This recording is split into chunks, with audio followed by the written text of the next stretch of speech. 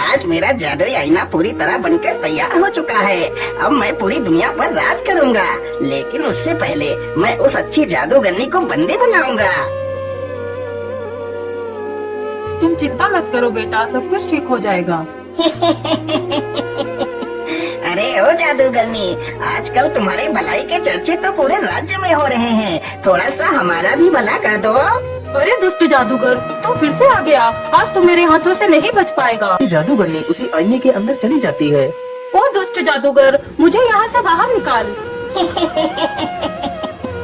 मेरी अच्छी जादूगरनी, अब इसी आईने में सड़ती रहो पूरी जिंदगी। अब तो मैंने इस जादूगरनी को कैद कर लिया है। चलो अब महाराज को बंदी बनाता हूँ और खुद इस राज्य का राजा बन जाता हूँ। महाराज, पेश करता हूँ दुनिया का सबसे अद्भुत आईना। इसमें आप अपने आप को देखकर यह जान सकते हैं कि आप कितने शक्तिशाली हैं महाराज। हाँ हाँ जादूगर, क्यों नहीं, मैं इसमें जरूर देखना चाहूँगा आखिर मैं कितना शक्तिशाली हूँ। अरे ये क्या, महाराज तो आईने के अंदर चले गए।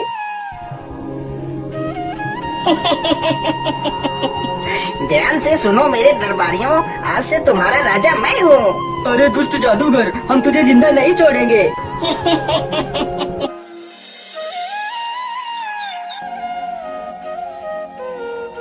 बेटा, तुम रोज रोज ऐसे कब तक भटकते रहोगे? मेरी मानो तो तुम्हें महाराज के पास जाना चाहिए। वह तुम्हें जरूर किसी नौकरी पर रख लेंगे। वह बहुत दयालु हैं। हाँ माँ, आप बिल्कुल ठीक कहती हो। आज मैं महाराज के पास ही चला जाता हूँ।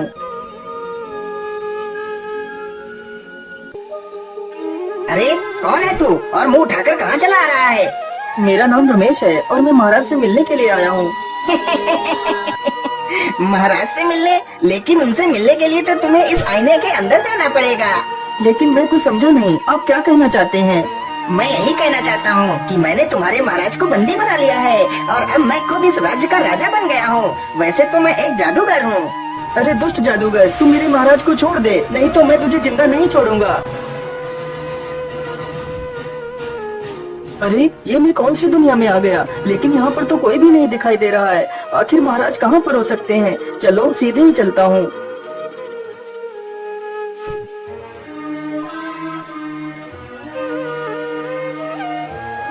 ओफो, चलो जाओ यहाँ से। अब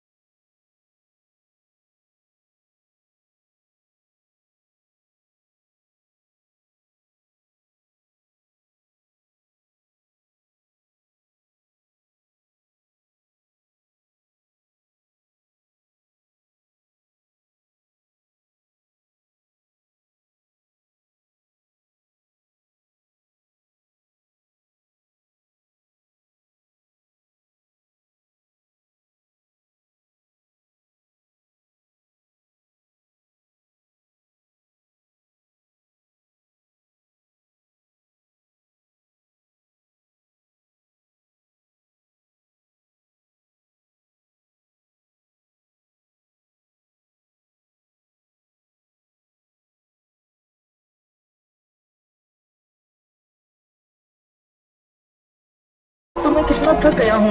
मैं ऐसा करता हूँ, इसी स्थान पर थोड़ा सा आराम कर लेता हूँ। इतना कहकर वह जमीन पर लेट जाता है और सो जाता है। अरे भैया, जिस भले आदमी ने हमें खाना खिलाया था वह कालिया की झोपड़ी की तरफ गया है। अगर कालिया आ गया तो उस भले आदमी को वो नुकसान पहुंचा सकता है। हमें जल्दी ही उस झोपड़ी में चलना चाहिए। इतना कहकर वे दोनों झोपड़ी की तरफ निकल पड़ते हैं। वह झोपड़ी एक सर्प की थी। अरे यह मेरे घर में कौन सो रहा है? इसकी इतनी हिम्मत कि मेरे घर में सोए। मैं इसे जिंदा नहीं छोड़ूंगा। इतना कहकर वह सर्प उसे डसने के लिए आगे बढ़ता है। तभी वह दोनों बच्चे वहाँ पर आ जाते हैं और उस सर्प की पूंछ पकड़ लेते हैं। ओहो, ये इतनी जोर जोर से कौन चिल्ला रहा है? मुझे सोने दो। अरे राम राम राम, ये कितना जहरीला सर्प है। क्या करूं क्या करूं? रमेश तुरंत ही पास में पड़े एक पत्थर को उठाता है और सर्प के ऊपर पटक देता है, जिसकी वजह से सर्प मर जाता है। अरे बच्चों, तुम्हारा बहुत बहुत धन्यवाद। यदि आज तुम दोनों नहीं होते तो मैं आज इस सर्प के हाथों मारा जाता। इतना कहकर रमेश आगे के लिए निकल पड़ता है। वह चलते चलते समुद्र के किनारे से गुजरता है। तभी वह देखता है एक मछली पानी के बाहर पड़ी है और तड़प रही है। यह देखकर रमेश को उस पर दया आ जाती है।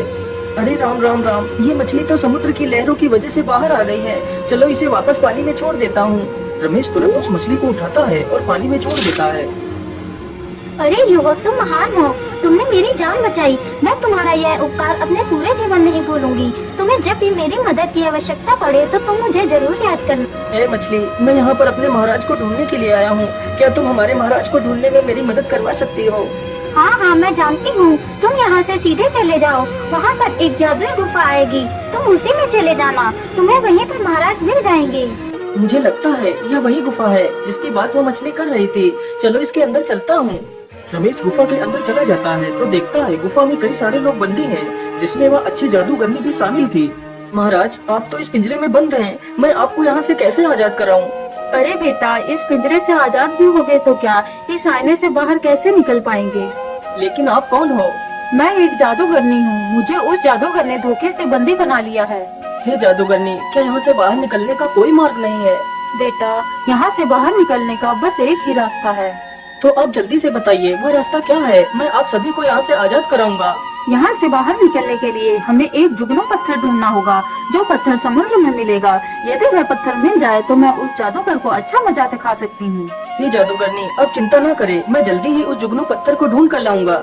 इतना कहकर रमेश वहाँ से निकल पड़ता है और समुद्र के किनारे पहुँच जाता है। हे मछली मेरी दोस्त, तुम कहाँ हो? मुझे तुम्हारी मदद की आवश्यकता है। बोलिए दोस्त, तुम्हें मेरी क्या सहायता चाहिए? मेरी दोस्त, मैंने अपने महाराज को ढूंढ लिया है, लेकिन अब मैं एक चमकीला पत्थर ढूंढ रहा हूँ। यदि वह पत्थर मुझे मिल जाए तो मैं अपने महाराज के साथ साथ बाकी सारे लोगों की भी जान बचा सकता हूँ। अरे तुम चिंता मत करो, मैं जानती हूँ वह चमकीला जुगनू पत्थर कहाँ है। तुम यहीं रुको, मैं अभी वह पत्थर लेकर आती हूँ। मछली तुरंत पानी में जाती है और कुछ ही देर में वह चमकीला जुगनू पत्थर लेकर आ जाती है।